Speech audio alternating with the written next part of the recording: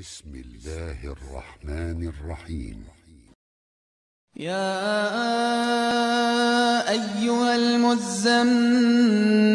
قم الليل إلا قليلا نصفه أو انقص منه قليلا أو زد عليه ورتل القرآن ترتيلا إنا سنلقي عليك قولا ثقيلا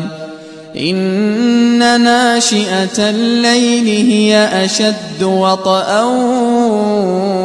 وأقوم قيلا إن لك في النهار سبحا طويلا واذكر اسم ربك وتبتل إليه تبتيلا رب المشرق والمغرب لا إله إلا هو فاتخذه وكيلا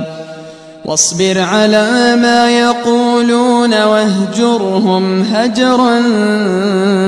جميلا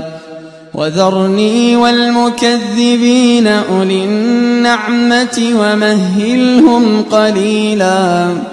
إن لدينا أنكالا وجحيما وطعاما ذا غصة وعذابا أليما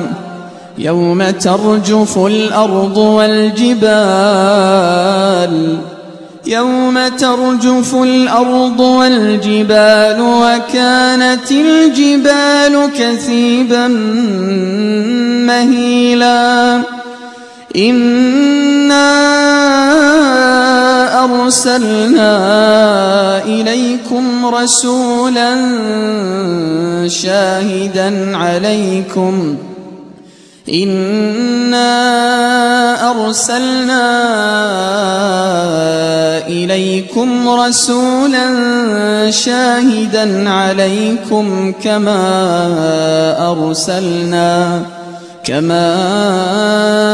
أرسلنا إلى فرعون رسولا فعصى فرعون الرسول فأخذناه أخذا وبيلا فكيف تتقون إن كفرتم يوما يجعل الولدان شيبا السماء منفطر به كان وعده مفعولا إن هذه تذكرة فمن شاء اتخذ إلى ربه سبيلا إن ربك يعلم أنك تقوم أدنى من ثلثي الليل ونصفه وثلثه وطائفة من الذين معك والله يقدر الليل والنهار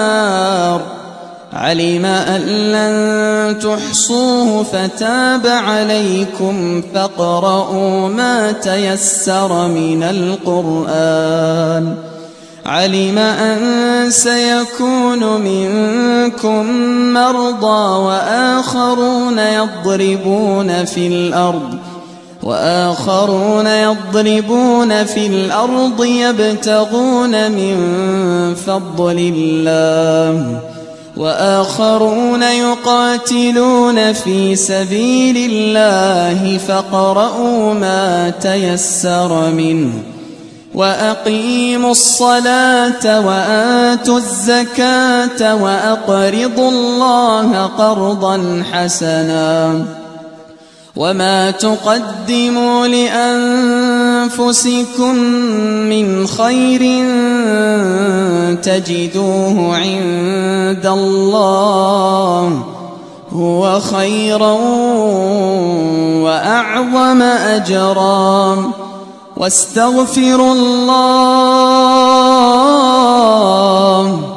واستغفروا الله إن الله غفور رحيم.